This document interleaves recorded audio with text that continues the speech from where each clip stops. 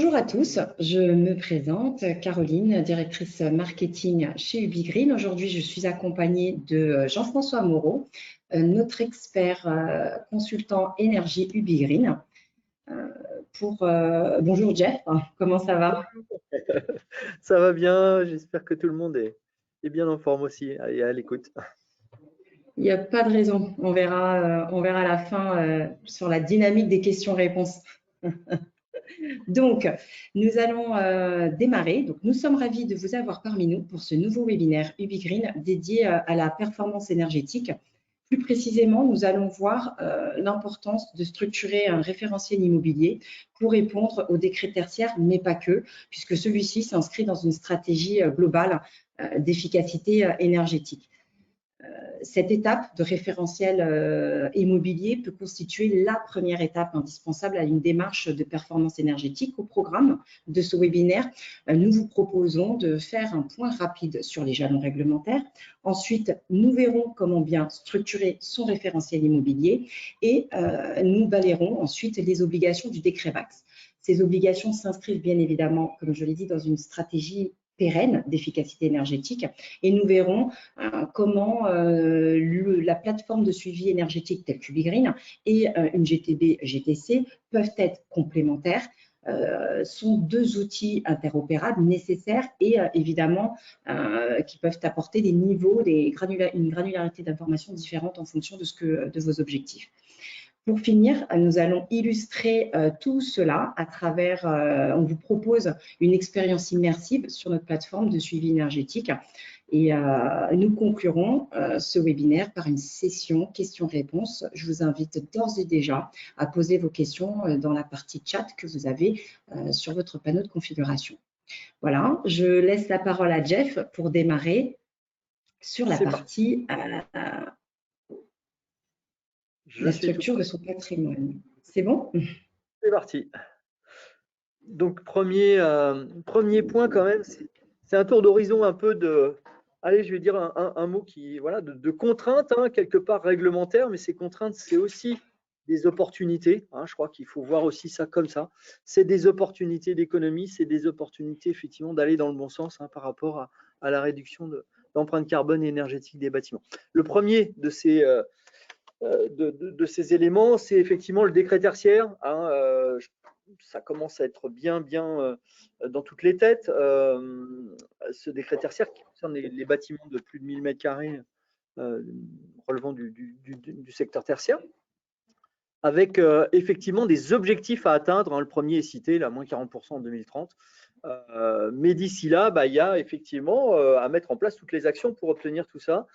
Éventuellement pour les bâtiments qui ne pourraient jamais atteindre ce pourcentage d'économie avec un retour sur investissement important ou parce qu'il y a des contraintes architecturales, monumentales qui font qu'on ne peut pas faire le pas nécessaire pour arriver à ces moins 40%, clairement, là, il y a des dossiers techniques de modulation à mettre en place. Donc, il y a tout un chemin là par rapport à ce décret tertiaire, avec là aussi, dans l'actualité toute récente, hein, le dernier arrêté qui était attendu et qui concerne les objectifs hein, pour notamment tout ce qui est centres hospitaliers, centres médico-sociaux, logistique hors froid. Hein, donc ça, c'est effectivement, j'allais dire, la picture, le paysage est en train de se préciser pour donner les objectifs à tout à chacun en termes de bâtiments tertiaires.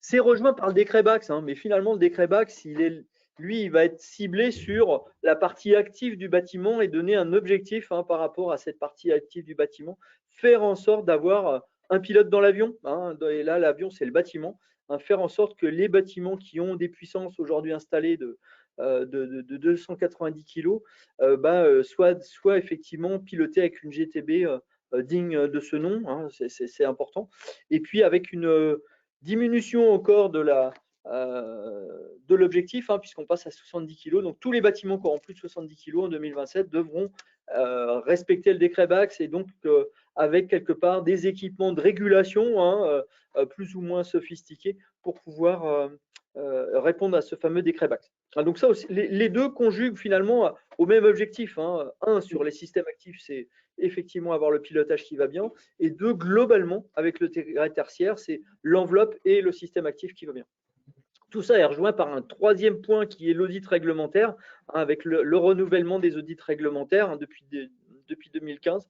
Là aussi, il y a des audits à faire. Les audits sont aussi quelque part des points d'entrée par rapport à le décret tertiaire et le décret BACS pour voir vers quoi on va aller en termes d'optimisation du suivi énergétique.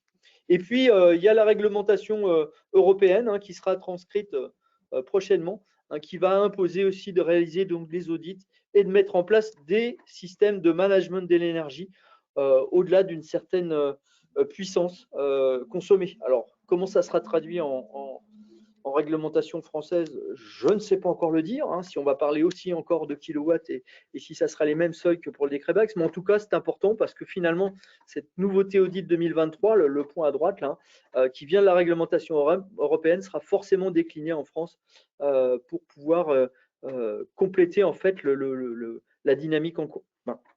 Donc, le logiciel de gestion énergétique va permettre effectivement d'atteindre ces objectifs fixés par les réglementations. Et puis, évidemment, on se retrouve bâtiment par bâtiment avec des systèmes de pilotage qui soient ad hoc. Pour cibler sur le BACS, donc, qui est un des 4 points, le BACS, c'est un système d'automatisation et de contrôle de tous les équipements techniques du bâtiment.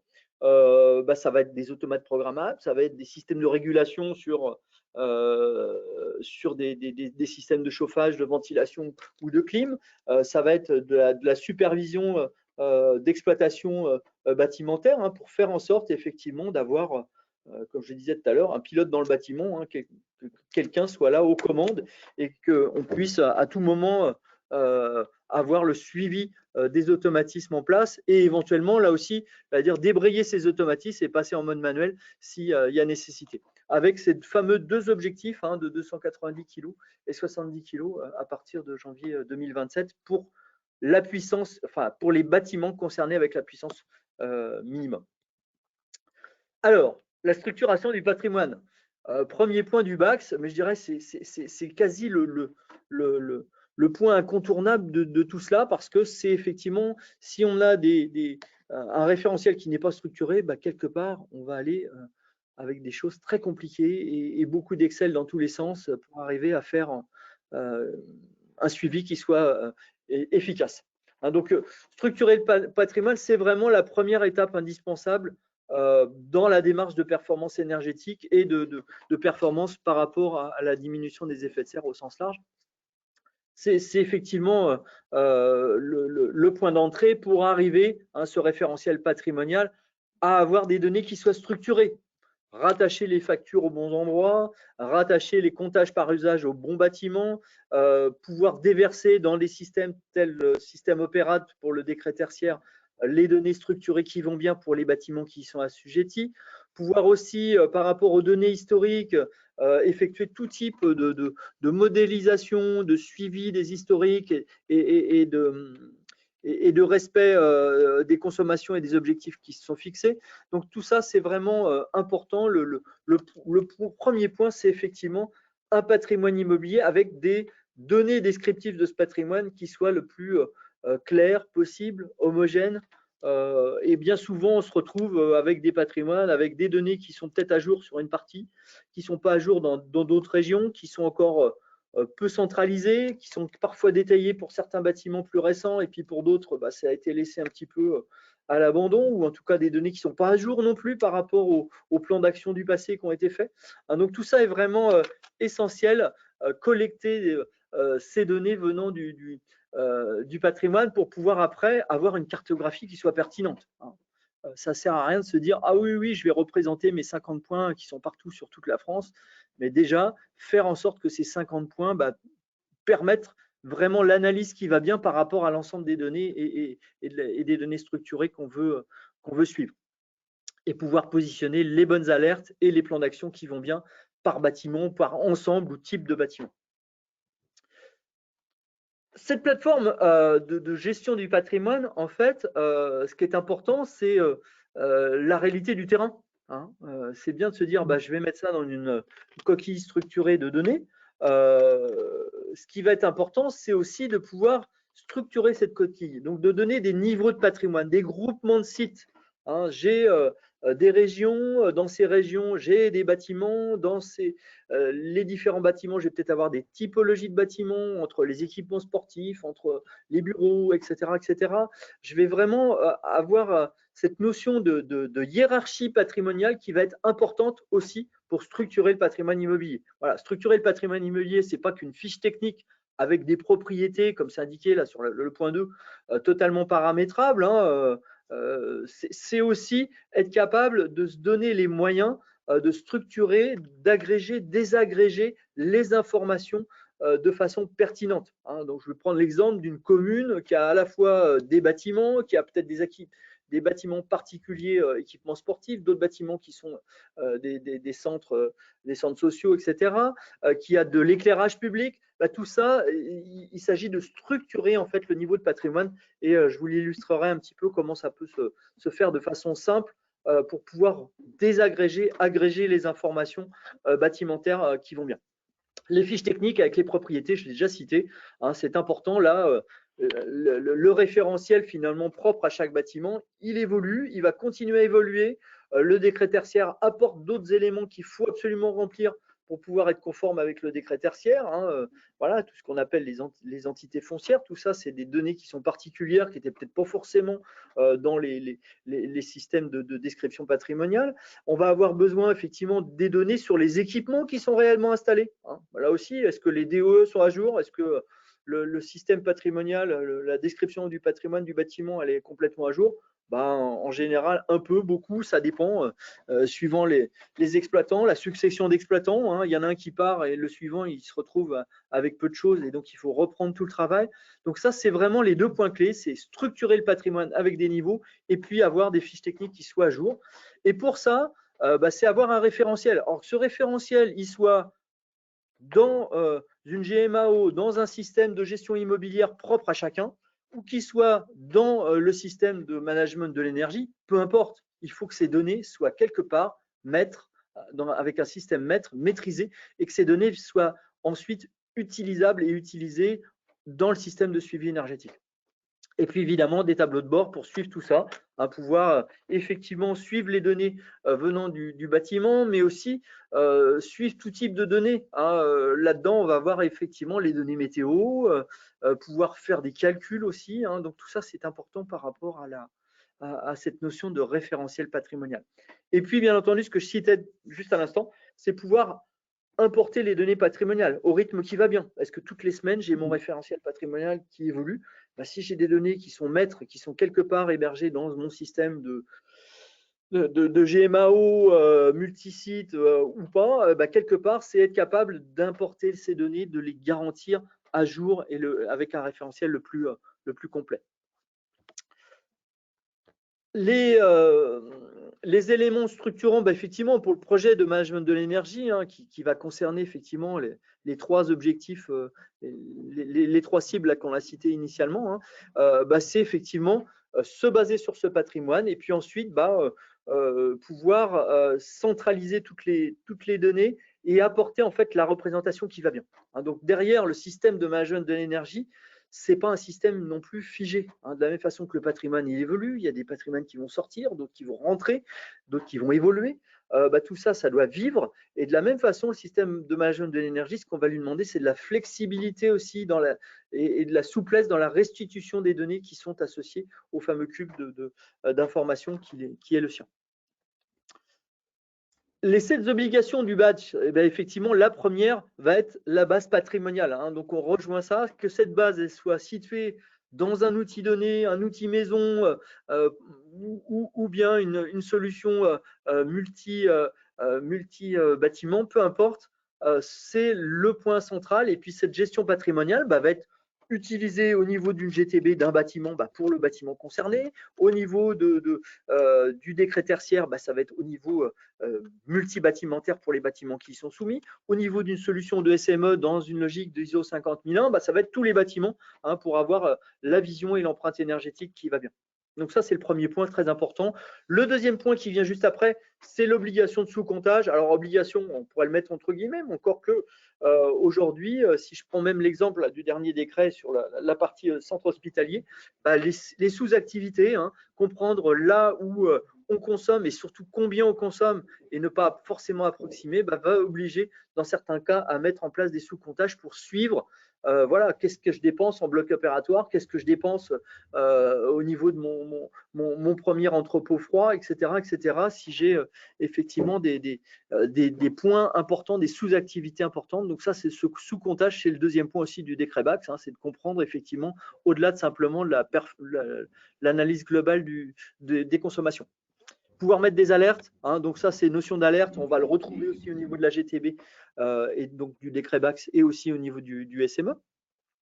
Pouvoir piloter, hein, s'il y a bien quelque chose qui est attendu du décret BACS comme résultat, c'est un système de pilotage qui soit performant, qui puisse être débranché, on puisse passer en mode autonome ou commandé à distance, oui, mais d'abord un système d'automatisation qui va bien pour pouvoir maintenir au plus près, au plus juste de l'équilibre entre le confort et puis les économies d'énergie.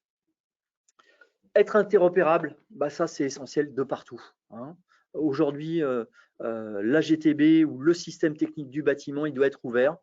Il sera de toute façon jamais uniforme, hein. On peut toujours rêver d'avoir des GTB qui soient les mêmes de partout. Ben non, parce que de toute façon, même au sein d'un même fabricant, ben, tout ça évolue. Est-ce qu'on va faire évoluer tous les bâtiments un par un? Ben non.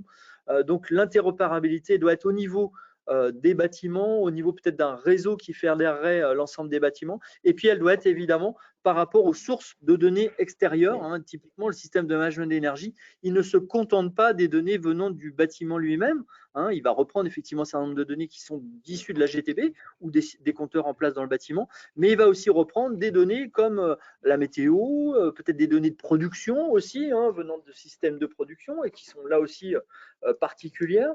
Donc, il va reprendre en fait sa capacité à être interopérable, c'est vraiment dans l'ADN d'un système de management de l'énergie comme UBiGreen, c'est vraiment le point essentiel, assurer les échanges et les bons échanges et la pertinence finalement de la continuité de ces échanges. L'autonomie, bah, je l'ai un tout petit peu évoqué, hein, au-delà de la gestion autonome avec une GTB, une GTC, c'est être capable de pouvoir aussi piloter manuellement ou pouvoir interagir avec le système de commande du bâtiment. Et puis, il y a cette notion instaurée aussi par le BACS de vérification périodique des systèmes BACS, hein. Combien de fois j'ai entendu ah bah j'ai une belle GTB, mais ça fait 1 an, l'exploitant il la maîtrise pas, tout est rebasculé en mode manuel. C'est pas simple, hein. Donc cet aspect obligation d'audit d'inspection, ça peut paraître une contrainte en plus, mais c'est aussi quelque part une garantie de la performance dans le temps. Voilà. Il y a le système de management d'énergie qui va donner les alertes qui vont bien, etc. À dire bah là il y a un vrai problème au niveau de la GTB et de son pilotage, mais il y a aussi effectivement le fait d'avoir cet audit, cette inspection qui va permettre de recadrer éventuellement s'il y a des dérives dans le temps du bonne exploitation du bâtiment. Donc, si je résume les obligations du décret BACS, hein, ça tient effectivement aux 7 points qu'on a prélistés précédemment, hein, avec à la fois des notions qui sont partagées, hein, entre le système de management de l'énergie, hein, notamment la structuration du patrimoine et puis tout ce qui est suivi, analyse des consommations de l'ensemble des bâtiments, mais pas que, hein, et aussi aller interopérer pour récupérer les données météo, récupérer des données extérieures, récupérer des factures venant des fournisseurs, récupérer tout ce qui va être essentiel pour faire le bon suivi énergétique, et bien entendu la supervision, la GTB, hein, pour piloter, donner effectivement les instruments pour être au plus près sur le pilotage énergétique du bâtiment. Et puis le dernier point sur l'inspection audit, mais qui est plus une action ponctuelle. Alors les étapes pour se mettre en conformité, bah, effectivement, on en distingue 6 là sur le petit schéma. C'est pas si sinueux que ça d'ailleurs, hein, mais c'est effectivement le premier point, c'est est-ce que je suis assujetti ou pas, hein, et notamment par rapport à la puissance installée en CVC par site. Hein, donc là, clairement, quelquefois la réponse elle est évidente, quelquefois elle est un peu moins.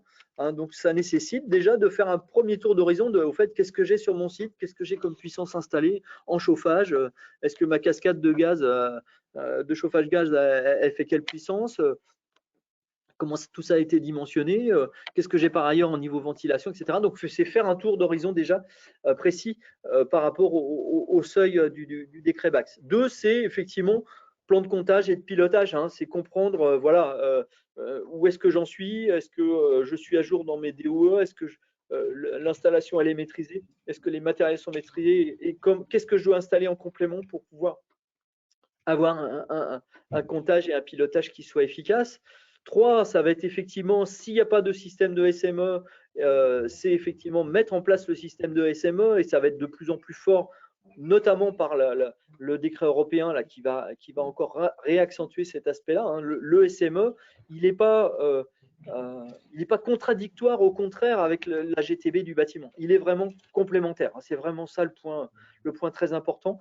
Et surtout, il est très complémentaire dans une vision multisite, hétérogène d'énergie et de fluides concernés. Hein, parce que les fluides et les consommations, ce n'est pas que forcément du domaine de la GTB. Il peut y avoir des choses qui soient plus ou moins industrielles sur certains process.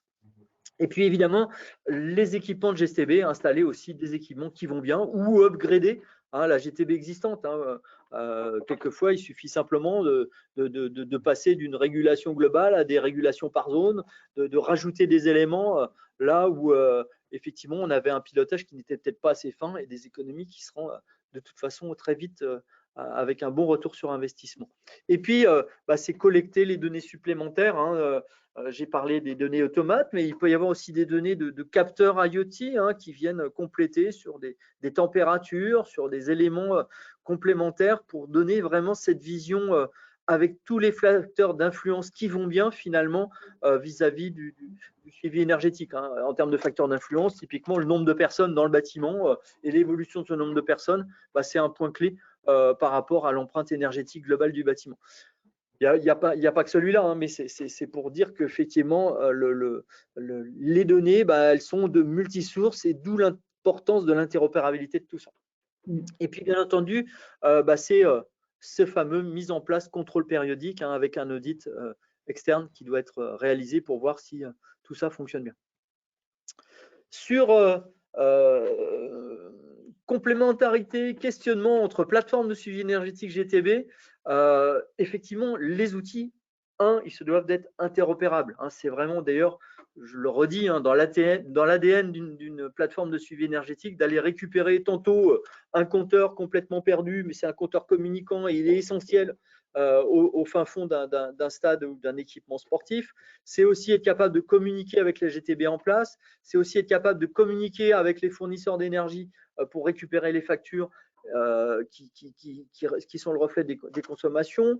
C'est récupérer les consommations réelles, non pas simplement les consommations facturées, mais les consommations mesurées auprès d'Enedis, GRDF ou des distributeurs d'énergie, etc., etc. Donc l'interopérabilité, elle est essentielle pour la plateforme énergétique et pour la GTB aussi, parce que la GTB, c'est pareil, on ne va pas changer tous les systèmes en place parce qu'on met en place une GTB ou parce qu'on upgrade une GTB en question. Si on fait un petit tour de la complémentarité de tout ça, déjà sur le périmètre, qui est le premier point, la première ligne, effectivement, le périmètre, on va dire normal d'une GTB, d'une GTC, c'est d'adresser le pilotage d'un site donné.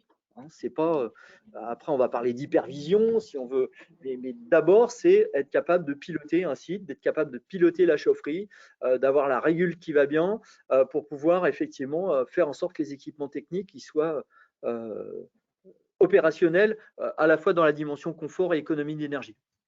Le logiciel de suivi énergétique, lui, de son côté, son périmètre, ça peut être pour gérer un site, mais surtout pour gérer un ensemble de sites dans une démarche de management de l'énergie globale. Et d'ailleurs, ça ne sera pas les mêmes interlocuteurs. Là, on va être sur un exploitant, sur un site ou sur un ou plusieurs petits sites si on en a plusieurs, si c'est des sites plus petits. Ici, on va être vraiment sur une approche management de l'énergie avec un énergie manager, un économe de flux, enfin quelqu'un qui va être vraiment focus sur l'énergétique des sites et le suivi des ensembles de sites.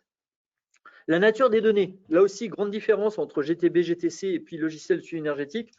La GTB, GTC, elle est d'abord là pour récupérer tout ce qui vient du bâtiment en lui-même et faire en sorte que ma régulation de ma chaudière Viessmann, Atlantique, peu importe, elle fonctionne bien et avec les bonnes données, avec la bonne captation de température et avec le bon thermostat. Le système de gestion énergétique, lui, va être sur vraiment cet aspect. On rejoint l'aspect centralisation des données patrimoniales. Dans les GTB, on n'aura pas forcément les données liées aux entités foncières, on n'aura pas forcément des données qui sont nécessaires par rapport au décret tertiaire ou par rapport à d'autres éléments à respecter. On n'aura pas forcément non plus les données carbone, passer d'une énergie et des kilowatts consommés à des carbones, donc pouvoir faire des calculs par rapport à différentes sources, que ce soit le fournisseur avec son contrat d'énergie et avec l'empreinte carbone qui est associée à l'énergie qu'il fournit, que ce soit les températures avec les données venant de Météo France.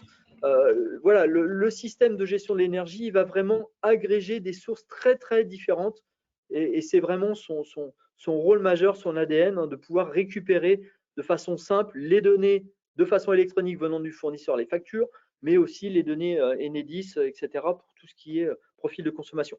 Stockage des données, effectivement, le logiciel de SME va stocker les historiques de données. On va être capable effectivement de remonter sur 5 ans, sur 10 ans, sur l'historique qui va bien pour comparer, pour pouvoir projeter aussi, pour pouvoir faire des calculs par rapport à ces historiques, pour pouvoir effectivement déterminer les trajectoires qui vont bien au niveau du suivi énergétique. Ce qui n'est pas quand même le focus d'une GTB, d'une GCFC ou même d'une hypervision. Donc voilà, chacun a ses spécificités, ses avantages et jamais d'ailleurs, normalement, un système de SME va aller commander un équipement. C'est la GTB qui va commander un équipement. Éventuellement, le système de SME va proposer des améliorations ou des changements, mais c'est la GTB qui commande.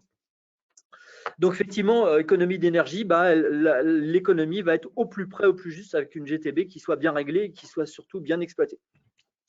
Lui, le logiciel de SME va être plutôt dans une logique d'aide à la décision, de suivi des plans d'action aussi, se dire voilà, tiens, je change ma chaufferie, je mets une centrale double flux sur mon bâtiment, j'en attends tant de pourcents d'économie d'énergie, est-ce que les économies sont bien là, et puis proposer aussi une sensibilisation par rapport au personnel. Je vous passe le point qui revient quand même assez souvent, c'est qu'au bureau, on fait moins attention que chez soi parce qu'on n'est pas chez nous. Voilà, je l'ai entendu plusieurs fois. Donc, j'ouvre les fenêtres, je rajoute mon radiateur, voilà, etc. Donc, ça, c'est quand même un point important parce que cette sensibilisation aussi du personnel est un point clé. Capacité d'analyse, les graphiques GTB, GTC, effectivement, sont plus focus sur le bâtimentaire et sur le détail bâtimentaire. Ici, on va être vraiment avec des possibilités graphiques, de la flexibilité de créer de nouveaux graphiques, de créer des calculs aussi, des régressions, de pouvoir modéliser des indicateurs de performance complètement particuliers. Tout ça, c'est vraiment dédié en fait au monde du suivi énergétique. Intelligence artificielle ne contient pas encore d'intelligence, il en contiendra. On pourra me citer des cas où ça commence déjà. L'important, c'est qu'effectivement, plus on a de l'intelligence artificielle va avoir besoin de beaucoup de données et a déjà besoin de beaucoup de données pour modéliser, prévoir des consommations et peu importe, je dirais, le type de consommation de valeur que l'on va calculer. Donc, le logiciel de SME va être vraiment une source d'un système d'intelligence artificielle ou bien lui-même incorporer de l'intelligence artificielle. Aujourd'hui, on est dans une algorithmie intelligente, mais au-delà de ça, effectivement, aller vers l'intelligence artificielle et le SME est vraiment, de par en fait ce recueil d'informations structurées sur la base des données patrimoniales, être vraiment le vecteur important là-dessus. Les alarmes, pareil, alarme plutôt technique, plutôt sur les équipements, plutôt à destination de l'exploitant. Ici, on va être vraiment des alarmes sur tiens, j'ai un dépassement de puissance souscrite, tiens, j'ai des éléments qui sont en écart avec des consommations non prévues sur des horaires de fermeture, etc. Choses qui peuvent être aussi au niveau de la GTB, mais qui vont vraiment être dédiées sur la partie énergétique, avec des calculs, des moyennes, des choses comme ça. Et puis les contrats d'énergie, effectivement, on va pouvoir recalculer des factures prévisionnelles, par exemple. Hein. Je suis le 20 du mois, alors je ne suis pas tout à fait le 20, on est que le 19. Je voudrais avoir ma facture prévisionnelle. Bah, pour avoir ça, il faut que j'ai mes contrats avec mes puissances souscrites et puis les espèces sonnantes et trébuchantes de centimes de kilowattheure et d'abonnement. Hein. Et à partir de là, être capable de faire une facture prévisionnelle fin de mois, faire un atterrissage fin de mois. Bah, pour ça, il faut effectivement les contrats fournisseurs, il faut remonter les consommations venant d'Enedis hein, pour pouvoir effectivement faire cette facture prévisionnelle avant la réception de la facture définitive et pouvoir anticiper éventuellement hein, des réglages ou des modifications ou comprendre ce qui ne va pas au niveau du bâtiment. Donc voilà un petit peu. Hein. Il s'agissait vraiment au travers de ce slide qui me paraît important, hein, de bien faire comprendre la complémentarité des deux. Voilà. Hein, on entend beaucoup aujourd'hui de fabricants de GTB, GCC qui disent bah oui, moi je peux tout faire, y inclut le suivi énergétique. Bien sûr, un certain niveau de suivi énergétique peut être fait au niveau d'une GTB, d'une GTC, mais quand on veut être vraiment dans une optique de pilotage fluide énergétique avec cette dimension facture, fournisseur, contrat, prise en compte de données de facteurs d'influence qui soient complètement externes à une GTB, GTC, hein, parce que le process de production ou la cadence ou même les horaires le nombre de personnes dans le bâtiment, bah, tout ça, ce n'est pas forcément des choses qui sont complètement pertinentes pour le suivi quotidien d'une GTB et une régulation de chauffage. Petite démo de tout ça, illustrée.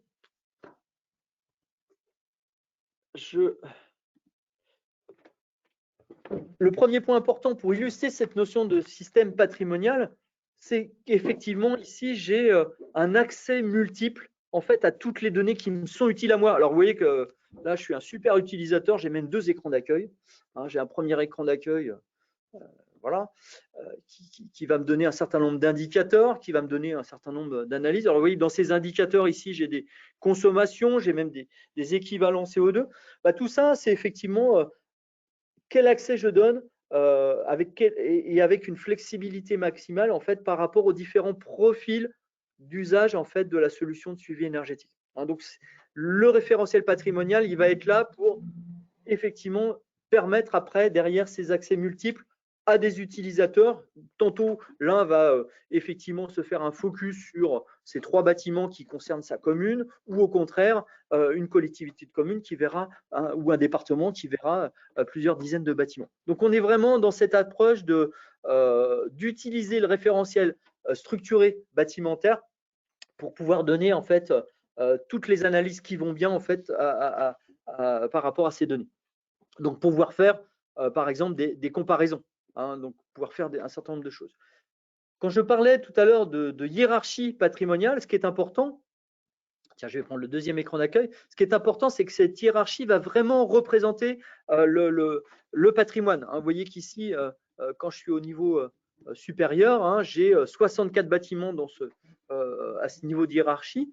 Si je descends et que je vais sur une ville ou un groupement de villes, bah, je vais me retrouver avec 6 bâtiments et puis cette ville va être elle-même décomposée, enfin ce groupement de villes va être décomposé en 2 villes et puis ces 2 villes vont être décomposées en bâtiments, en éclairage public, voilà. Donc derrière, c'est vraiment toute cette logique-là qui va faire que l'on va pouvoir agréger, désagréger à la fois de façon temporelle l'information, mais surtout de façon structurée par rapport à la démarche patrimoniale. Et là, je ne suis pas rentré encore dans les fiches techniques du bâtiment, je suis vraiment dans la logique de structurer les données hein, pour pouvoir les agréger, les désagréger de façon simple et donner vraiment une information pertinente au niveau qui va bien à chacun.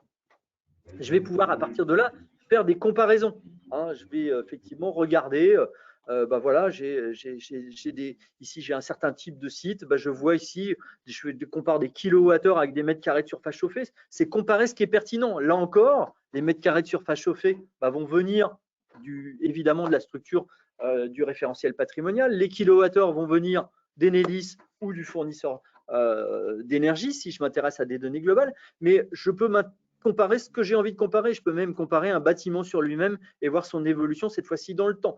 Donc, c'est vraiment complètement paramétrable. Hein. Toute cette notion de comparaison est vraiment essentielle hein, par rapport à l'approche qui est suivie.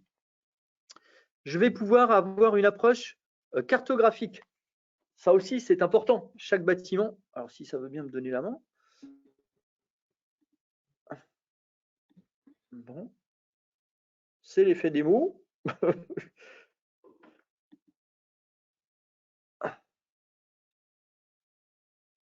J'ai peut-être eu une coupure, je suis désolé.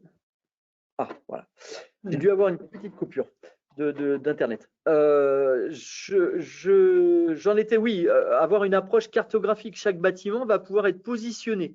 Il va être positionné effectivement, éventuellement sur une carte. Donc, si je vais ici, si je zoome sur ma carte parisienne, je vais avoir effectivement des informations relatives à chaque bâtiment. Je voyais que je vais avoir aussi des informations de couleur. Alors là aussi, représentatif. Ici, c'est des seuils par rapport, encore une fois, à des kilowattheures par rapport à des mètres carrés de surface chauffée.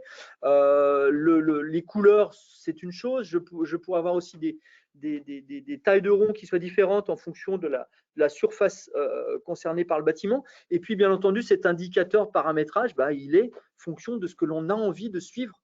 Ça pourrait être des kilowattheures décorrélés de la DJU, ça pourrait être des mètres cubes d'eau par rapport à une variable autre, etc.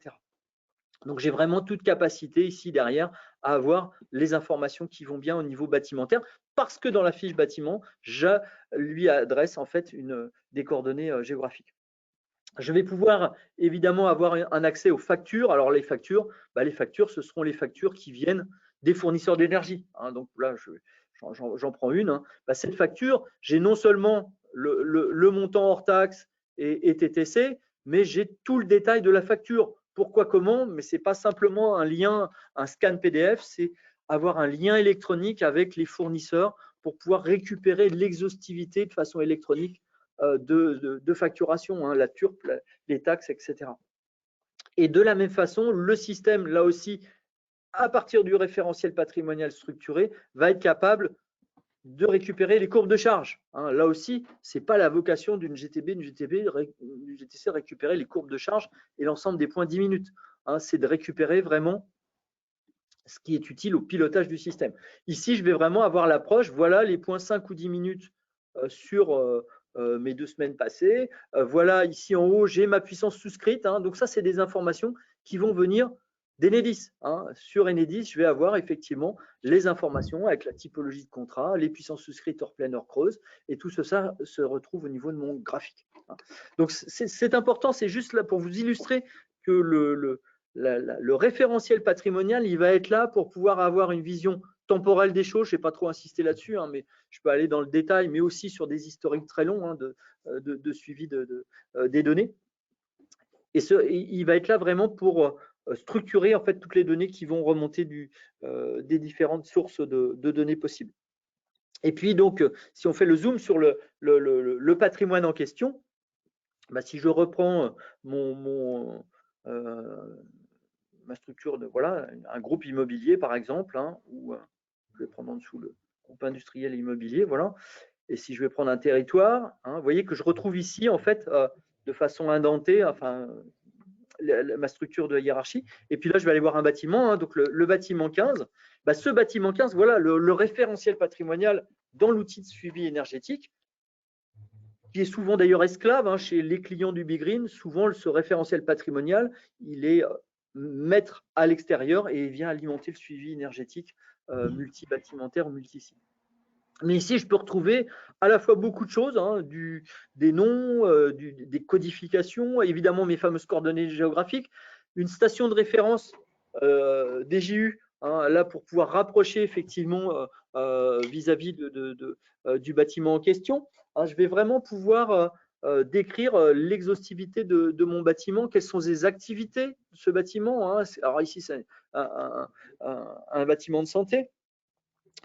La température d'utilisation, je vais avoir tout un onglet par rapport au décret tertiaire. Vous voyez que si ce bâtiment est soumis au décret tertiaire, je vais le déclarer. Je vais pouvoir avoir ces éléments qui sont peuplés, qui sont obligatoires vis-à-vis du décret tertiaire.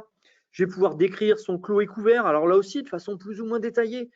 Est-ce que je représente complètement l'ensemble de l'enveloppe du bâtiment ou pas, mais en tout cas, l'idée, c'est vraiment d'avoir réceptacle, une coquille qui soit complète des différents éléments techniques du bâtiment, et évidemment la partie active avec les systèmes de chaud, les systèmes de froid, de ventilation, tout ce qui est émetteur chaud-froid et associé, etc. Donc c'est vraiment pouvoir décrire de façon plus ou moins détaillée, et quelquefois on n'a pas grand-chose, mais il vaut mieux partir de pas grand-chose et puis mettre tout ça dans un système et puis petit à petit détailler, rajouter, mettre éventuellement des propriétés spécifiques. Alors qu'est-ce qu'on entend par propriétés spécifiques? C'est des éléments qui seraient particuliers, des indices quelconques je sais pas moi, de vétusté, qui seraient des indices propriétaires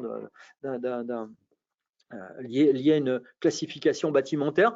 Tout ça, c'est des choses qu'on peut rajouter et puis que veut faire autant d'axes d'analyse que souhaité en fait au niveau des données qui sont répercutées pour le bâtiment.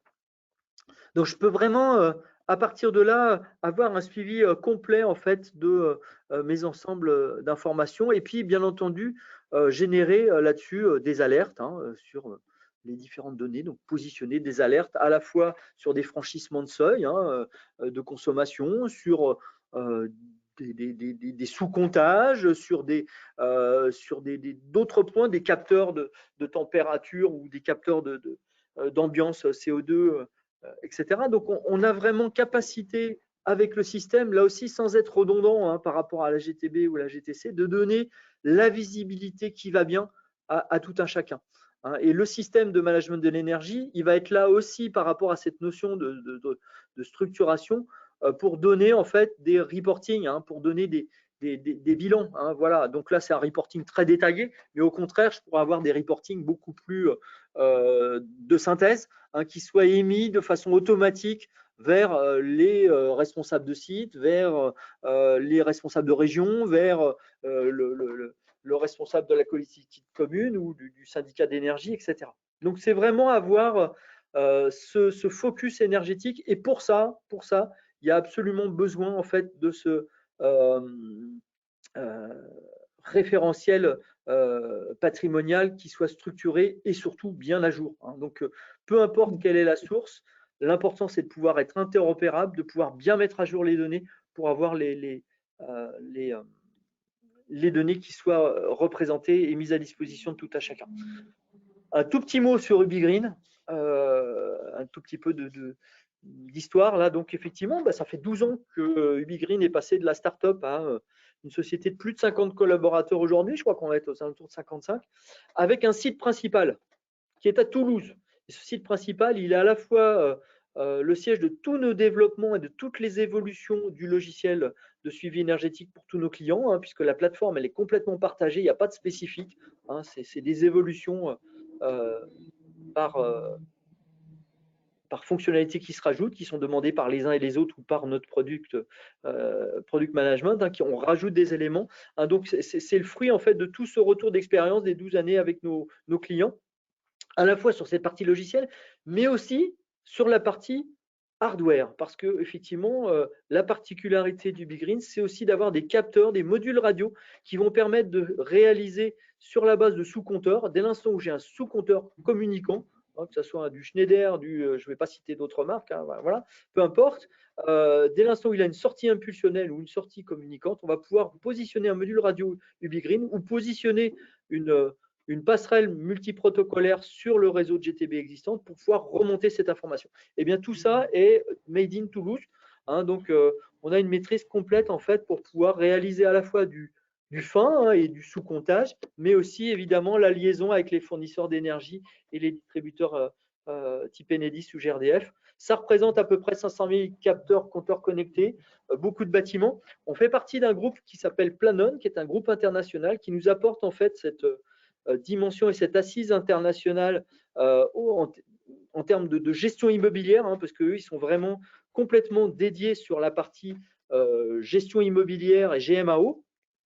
Et nous, dans cette logique-là, on est effectivement le module de gestion énergétique de la suite immobilière Planon au niveau international. Donc ça, c'est vraiment un point qui est important.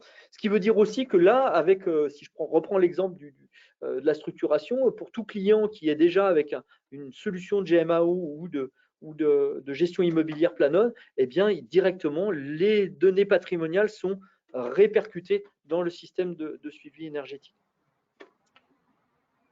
Des clients, on en a de partout, parce que finalement, cette préoccupation de l'énergétique et du fluide, on l'a aussi bien dans des hôpitaux qui sont des mini-villes avec des process très particuliers, industriels, de blanchisserie, avec des blocs opératoires, avec aussi des établissements administratifs ou recevant du public. Donc, voilà, il y a cette problématique-là aussi dans tout ce qui est milieu hospitalier, tout ce qui est bureautique, pardon, pas bureautique, mais immeubles de bureaux, des ICAD, des mondes bancaires et tertiaires, avec beaucoup d'immeubles effectivement tertiaires. Et puis bien entendu, voilà, les villes, des départements, des syndicats d'énergie, tous ont aussi à cœur d'être à fond sur cette notion de gaz à effet de serre.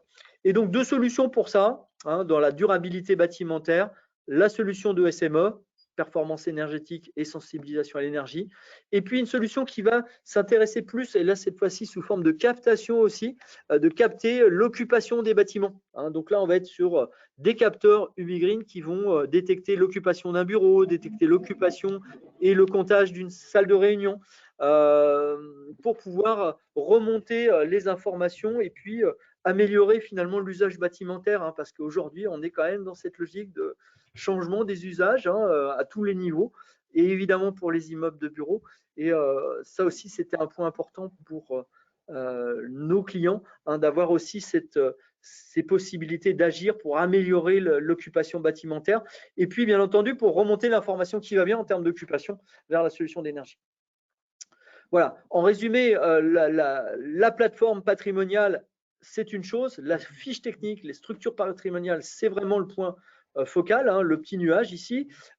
Il est d'abord avec cette structure patrimoniale qui va venir en fait fédérer des informations venant des fournisseurs, des informations venant d'Enedis, mais aussi des GTB ou de la TRRF de sous-comptage, et puis toute donnée de facteurs d'influence qui sera nécessaire au bon suivi, au bon tableau de bord qui vont bien derrière au niveau du suivi énergétique bâtimentaire. Et puis bien entendu, récupérer effectivement tantôt des données techniques de production, tantôt des données d'activité sur proprement dit le bâtiment en fonction de son activité, et toute donnée externe qui est pertinente par rapport à l'influence sur l'empreinte énergétique. Tout cela dans une logique de suivi, de respect des fameuses stratégies énergétiques qui découlent du décret tertiaire, du décret BACS et puis des autres contraintes européennes et bientôt françaises. Tout ça, c'est vraiment un point important, de pouvoir avoir vraiment le pilote qui va bien, à la fois court terme sur le suivi du bâtiment, mais aussi long terme avec les suivis d'objectifs, notamment par rapport à des budgets, pouvoir réagir au plus vite et pas attendre 6 mois après la nouvelle facture pour se dire « Oh là, je suis très très loin de ce que j'attendais en termes de budget consommé sur l'énergie ». Donc voilà un petit peu sur l'illustration. J'espère que je n'ai pas été ni trop rapide ni trop lent, j'en sais rien. Je vais laisser la place aux questions et peut-être relaisser la main à Caroline. Merci Jeff. Séance de questions-réponses, et peut-être qu'il y a des points aussi que je n'ai pas évoqués sur la présentation de la société. Voilà, ne pas hésiter. Non, tout était très complet. On peut revenir sur des éléments de détail en fonction justement des questions de nos participants. Donc, j'ai une première question concernant la plateforme. Donc, est-ce qu'il est possible de créer des synthèses d'alarmes, donc une alarme générale du bâtiment si une des alarmes techniques se déclenche? Donc, je pense que c'est lié, cette question est liée à la plateforme UbiGreen.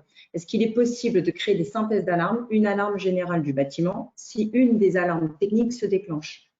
Oui, alors là, pour ça, c'est assez simple. C'est qu'en fait, les alarmes, on peut les positionner à la fois sur une alarme technique, c'est-à-dire un point de mesure du bâtiment, mais on peut les positionner aussi sur des calculs. Donc, typiquement, dès l'instant où j'ai une alarme sur un élément, voilà, une surconsommation sur un atelier donné, ça remonte aussi en alarme générale parce que j'ai un ou avec l'ensemble des alarmes du bâtiment. Donc, je sais effectivement positionner une alarme sur une valeur calculée, une moyenne ou un ensemble de données techniques. Hein. Donc ça, et derrière, l'adresser évidemment cette alarme à la bonne personne, hein, parce qu'une alarme générale, ça parlera peut-être pas à l'exploitant, par contre, ça va parler à un niveau différent. Donc ça, on sait effectivement pouvoir traiter ce cas de figure. Super. Ensuite, j'ai une seconde question sur l'interopérabilité. L'interopérabilité permet-elle d'intégrer directement les factures d'énergie avec le décompte de leurs différentes composantes, type abonnement, conso HP, HC, taxes, amortisseurs, etc. Oui, absolument. Alors, je l'ai monté très brièvement tout à l'heure. Je suis désolé. Mais bon, nous, ce qu'on fait, c'est on privilégie au maximum l'intégration électronique des factures fournisseurs. Ça veut dire quoi, l'intégration électronique? C'est que vraiment, on a un lien soit avec le site internet, soit avec le système d'information du fournisseur pour récupérer non pas une image PDF de la facture hein, et faire une lecture PDF de cette facture. Ça, niet, on ne fait pas. Hein, on va vraiment privilégier le lien électronique avec le fournisseur. Donc, le fournisseur va poster pour l'ensemble des points de livraison qu'il concerne les factures au fil de l'eau par ce lien électronique. Hein. Voilà, l'interopérabilité, c'est ça, c'est pouvoir maîtriser ce lien électronique multi-client pour nous, hein, finalement, vers chacun des fournisseurs. Et aujourd'hui, on a 95% des fournisseurs en termes de flux en France qui sont connectés de cette façon à la plateforme. Alors, il y en aura toujours des exotiques ou des plus petits qu'on n'aura pas forcément. Ça se complique sur des fournisseurs d'eau, par exemple, hein, où là, on va être vraiment au niveau de régie d'eau et ça va être beaucoup plus compliqué de rentrer dans ce mode de communication électronique. Mais en tout cas, c'est ce qu'on privilégie en premier point par rapport à l'intégration de ces factures. Et cette intégration de factures et de contrats aussi, hein, alors les contrats viennent plutôt effectivement des clients, mais on peut intégrer en masse les contrats. Et derrière, c'est ce qui va permettre de reconstituer ces fameuses factures prévisionnelles sur la base des consommations venant d'Enedis et des conditions contractuelles avec les fournisseurs. Donc, on a vraiment, l'image complète de la facture et de son détail, capacité en fait à rapprocher finalement ma consommation au fil de l'eau pour créer une facture prévisionnelle avant que celle-ci n'arrive. Donc ça, c'est vraiment des points fondamentaux qui ont été demandés par nos clients. Hein. Tout ça, c'est les points de douleur qui ont été exprimés il y a déjà un petit moment hein, pour pouvoir répondre en fait à cette comparaison aussi entre le consommé facturé et le consommé réel sur la base des consommations réelles bâtiment par bâtiment. Exactement. D'ailleurs, c'est une des forces aussi hein, du SME, c'est de pouvoir justement rassembler une multitude de données provenant de différentes sources, de pouvoir les agréger, de pouvoir mettre en place des plans d'action selon les objectifs du décret tertiaire ou aussi ou la politique RSE de l'entreprise et de suivre justement point par point sur l'ensemble du patrimoine immobilier, là où on peut avoir des axes d'économie ou justement là où au contraire on performe, il faut continuer en tout cas à performer pour atteindre les objectifs. C'est vraiment cette vue globale et comparative qu'on peut avoir sur tout un parc.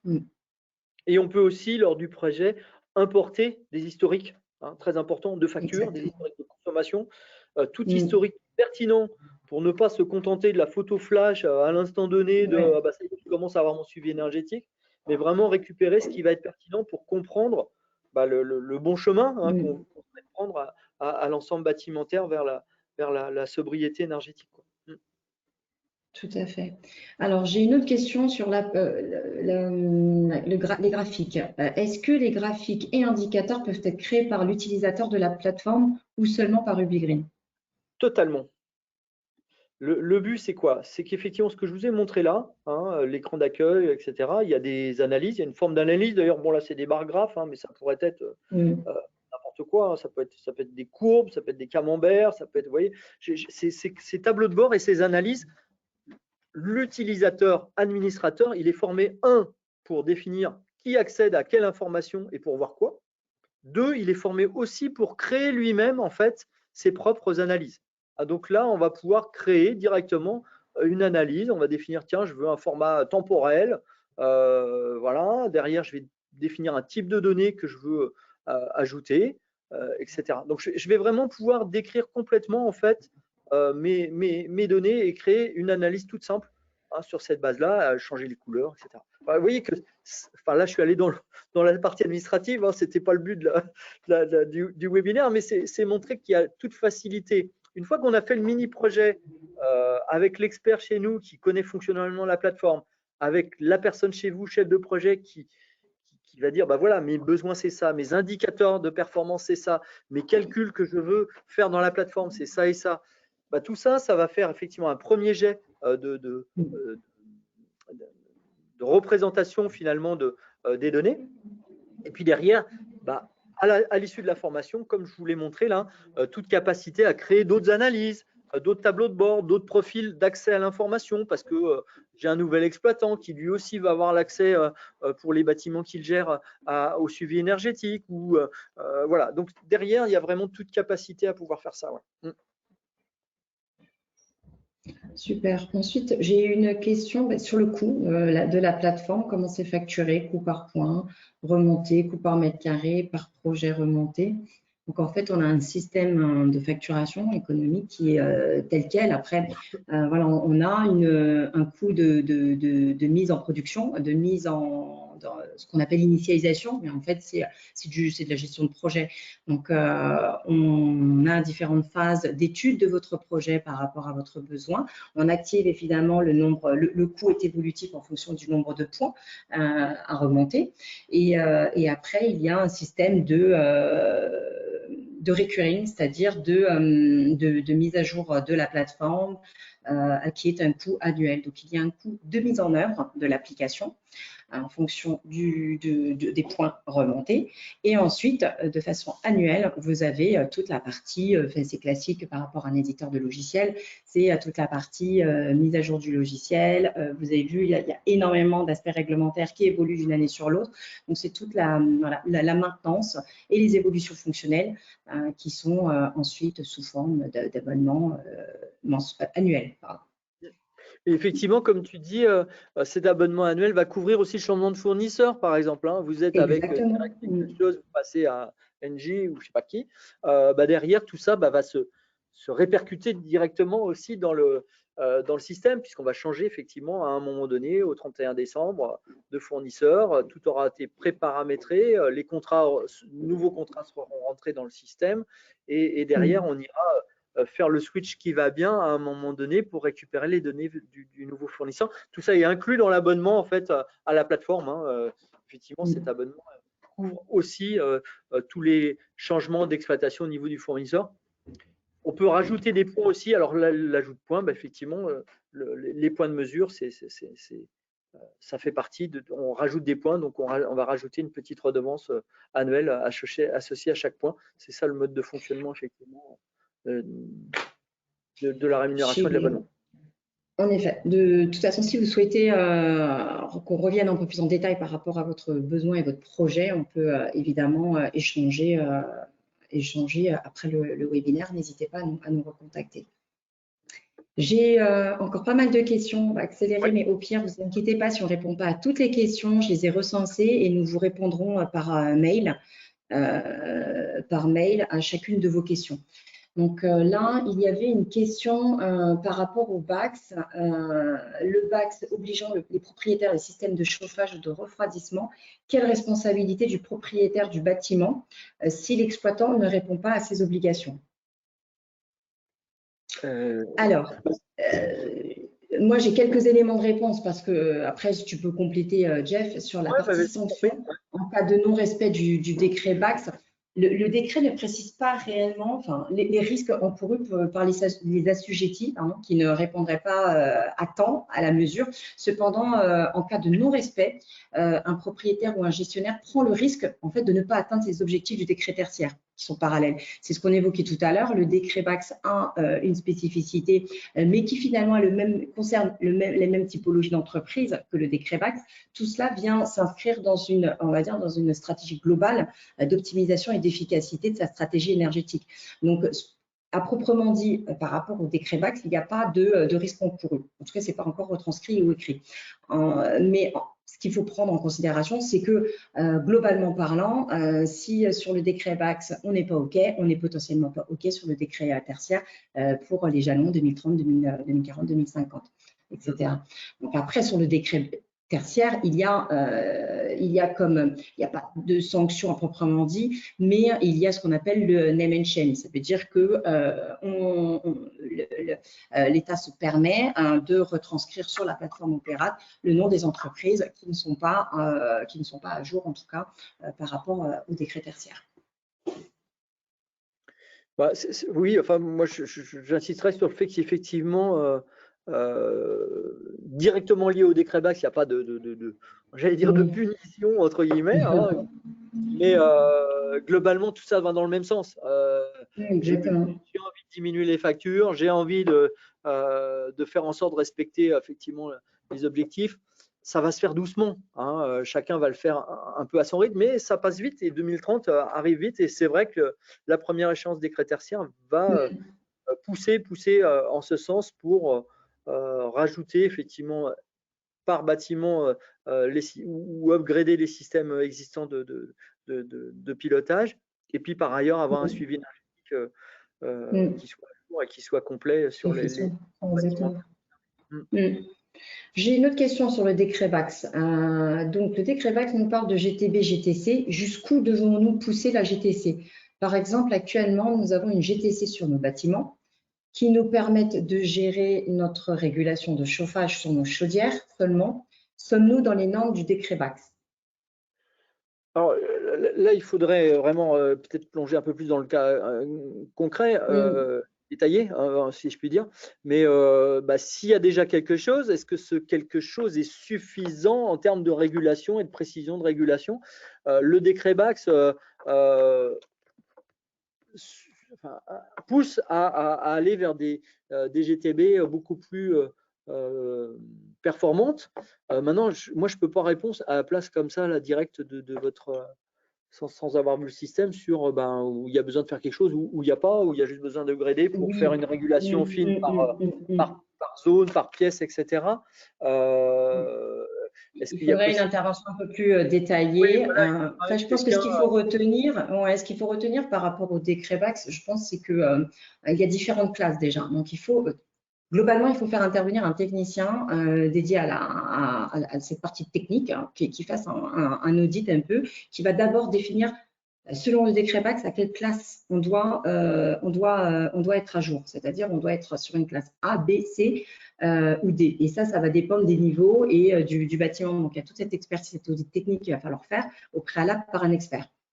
À partir de là, je pense que, comme on l'a vu et comme Jeff l'a expliqué lors de ce webinaire, il y a des obligations de la GTB à suivre, enregistrer, analyser en continu par zone fonctionnelle. Il faut s'assurer que la GTB puisse le faire. Ensuite, on avait vu qu'il fallait aussi pouvoir situer l'efficacité, être interopérable et pouvoir permettre un arrêt manuel. Après, pour entrer dans les éléments de détail, il faudrait qu'on arrive à analyser bâtiment par bâtiment. Et là, pour le coup, il faudrait qu'on ait plus d'éléments, puis ce n'est pas notre cœur de métier. Il faudrait, je pense, après, faire intervenir un expert sur le terrain. Je ne sais pas si Jeff, tu veux compléter par rapport à cela. Il faudrait comprendre le bâtiment, il sert à quoi. Le bâtiment, voilà, exactement. Les systèmes, si c'est une GTC, si ça concerne que l'équipement chauffage, mais quid du reste, de la ventile, s'il y en a ou pas. Enfin voilà, il faut vraiment après rentrer un tout petit peu dans le détail pour pouvoir se dire, est-ce que ce que j'ai est déjà suffisant ou pas? Parce que en fait, c'est ça, je pense, la question posée. Il faut vraiment quand même avoir un aperçu un peu plus détaillé du pourquoi du bâtiment, de comment il est composé, décomposé et des systèmes actifs qui sont dedans, quoi. Exactement.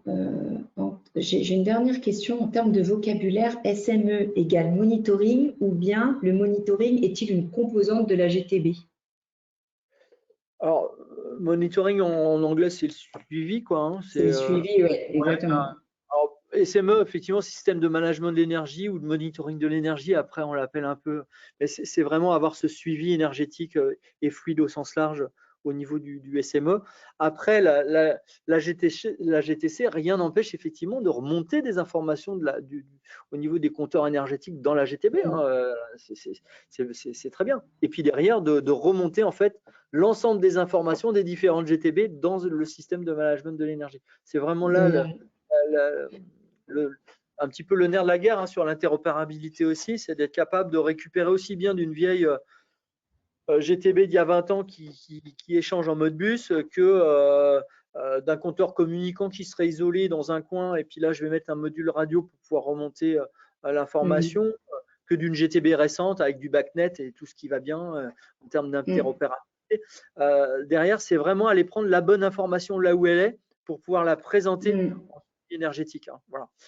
Sachant que la GTB, GTC porte une partie des éléments, une petite partie au niveau de chacun des bâtiments normalement du suivi énergétique qui va bien. Voilà. Bon, le tout, c'est de savoir ce qu'on veut en fait remonter, quels sont nos objectifs et après comment interopérer l'ensemble des outils et d'aller chercher les informations et les centraliser. C'est ça. Et puis, le rôle de la GTB, c'est pas d'aller récupérer les factures des fournisseurs, c'est pas d'aller récupérer tous les profils des différents fluides qui seraient d'ailleurs hors finalement pilotage de la CVC. Voilà, c'est vraiment rester ciblé sur de la commande, du pilotage et de la vision des équipes qui sont sous sa coupe, si je puis dire. Donc, c'est là où le système de suivi énergétique a une vision un petit peu plus global, multi-site et multi-énergie au sens large. Voilà. Multi-source aussi. Exactement. Allez, dernière question. Est-ce qu'on… Non, c'est celle-ci, on l'a vu, c'est sur la compatibilité des différentes marques de GTB. Êtes-vous compatible avec toutes les marques de GTB? Alors, on se connecte avec la plupart des acteurs du marché. Mais oui, après, tout dépend. Et là aussi, la réponse, elle n'est pas oui à 100%, évidemment, parce que tout dépend du degré d'ouverture de la GTB en question. Et quand je dis degré d'ouverture, ce n'est pas parce que j'ai une GTB qui est avec un protocole ouvert que la GTB est ouverte et accessible pour autant. Donc, ça sera le seul bémol que je peux mettre à ça, c'est de se dire, quand vous choisissez une GTB, assurez-vous que vraiment, vraiment, on puisse aller prendre des données ou récupérer des données, pouvoir échanger avec cette GTB de façon simple sans parler de protocole propriétaire ou faire intervenir l'intégrateur ou je ne sais pas quoi. C'est vraiment c'est le seul bémol. Derrière, la GTB, si c'est des automates Modbus, derrière, voilà, le Modbus, il est connu de partout et c'est un protocole qui est maîtrisé, donc on sait récupérer des données là-dedans selon ce protocole. Si la GTB est plus moderne, elle est normalement plus interopérable et plus ouverte, donc c'est beaucoup plus facile d'avoir une passerelle multiprotocolaire qui vienne prendre la donnée au format qui va bien. Et juste cette donnée-là et pas toutes les données, parce qu'encore une fois, le système de SME, il est là pour récupérer des données de la GTB, mais pas que, pour récupérer plein d'autres données et pouvoir les présenter la plus efficace possible pour prendre les décisions qui vont bien.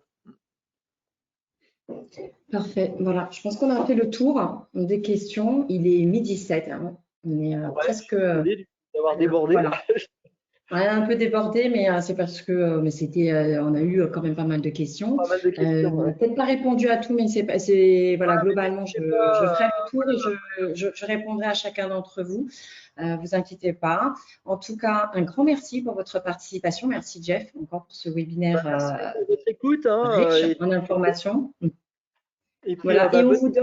Et on vous donne rendez-vous le 25 avril pour le prochain webinaire qui sera sur le thème du bilan carbone. Donc, compta analytique, qu'est-ce que le bilan carbone, quels sont les enjeux qui se cachent derrière ces objectifs. Voilà, donc vous allez recevoir sous peu des informations sur ce webinaire. Restez connectés, n'hésitez pas d'ores et déjà vous inscrire pour ce prochain webinaire.